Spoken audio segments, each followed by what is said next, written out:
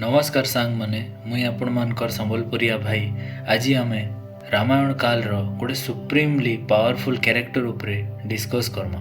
सांग माने रामायण काल रे बहुत सारा वीर योद्धा थिले, जेंता कि भगवान हनुमान, सुग्रीव, रावण, मेघनाथ, लक्ष्मण आउ भी बहुत सारा कैरेक्टर। किंतु आउ भी जड़े वीर योद्धा थिला जे बहुत शक्तिशाली थिला, जार शक्तिर प्रमाण ई गोटे इनसीडेंट रु जना पड़ जाइसी जे से 6 मास धरिकिना लंकापति रावण के निजर बाहु भितरे चेपैकिना रखिथिला। सांग माने भगवान इंद्रंकर आशीर्वाद रु दुईटा वानर पुत्र जन्म हेइथिले, बाली और सुग्रीव। बाली कंपैरेटिवली सुग्रीव रु बेसी शक्तिशाली थिला। से वर्ष वर्ष धरिकिना महादेवंकर तपस्या रे मग्न रहुथिला।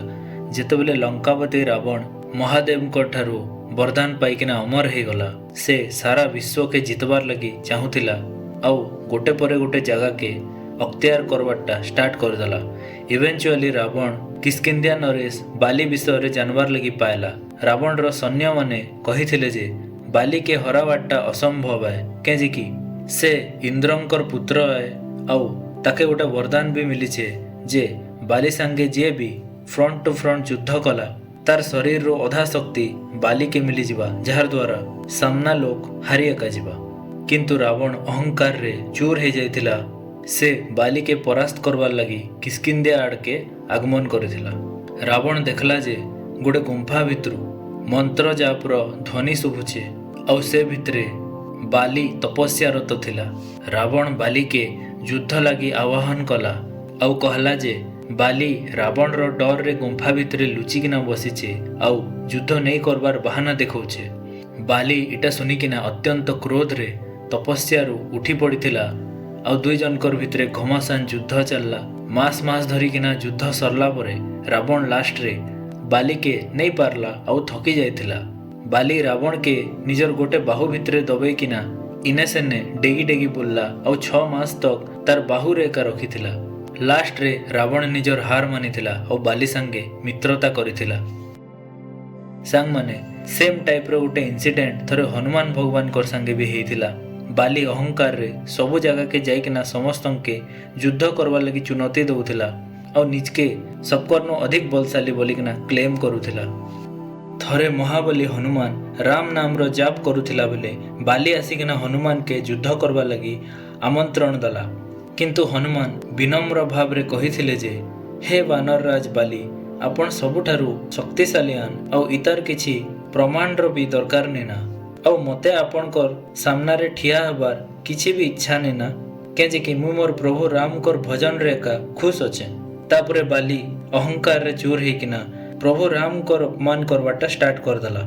निजर स्वामी कर अपमान नहीं सहिकिना भगवान हनुमान क्रोध रे आसी गले और बाली के कहिथिले जे नेक्स्ट दिन सूर्योदय परे तांकर भितरे युद्ध आरंभ हवा।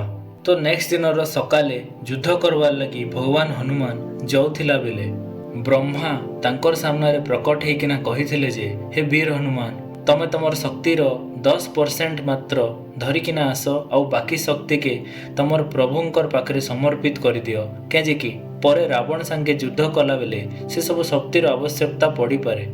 सेथिलागी हनुमान जेतेबेले बालीर सामना के आसले तांकर अधा शक्ति बालीर शरीर के प्रवेश कला। एतकी परिमाण रो शक्ति बालीर शरीर हैंडल ही नहीं करि पारला और तार शरीर जलवा के लागला और अधिक रो अधिक फुली बसला। बाली कष्ट रे दौड़वा के लागला। सेतेबेले ब्रह्मा तार सामना रे प्रकट हेकिना कहिथिले जे हे इंद्रपुत्र बाली, तमे शीघ्राति शीघ्र हनुमान कर नजर रु दूर के पलाओ, जहार द्वारा तमे कष्ट रु मुक्त हेबो।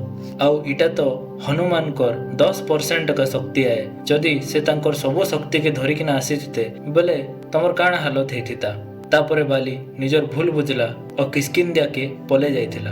परवर्ती समय रे बालीर वध स्वयं श्री राम कर हाथरू हेथिला और बालीर पुत्र अंगद श्री राम कर सहायता भी करिथिला। और परवर्ती समय रे श्री राम कर आशीर्वाद स्वरूप रे अंगद द्वापर युग रे आउथरे जारा सबर ना रे जन्म नैथिला और श्री कृष्णंकर वध तार द्वारा का हेथिला। ई उपरे मुया गुटे वीडियो बनेकिना आपण मानके डिटेल्स रे एक्सप्लेन करबी। तो सांग माने ई प्रकार रे थिला रामायण युग रो सबुठारु शक्तिशाली वानर बाली और तार कहानी। आशा करुचे आपण मन के स्टोरीटा भल लगी और जदि भल लगला बेले सपोर्ट करबे। जय माँ समली, जय जगन्नाथ, जय सियाराम।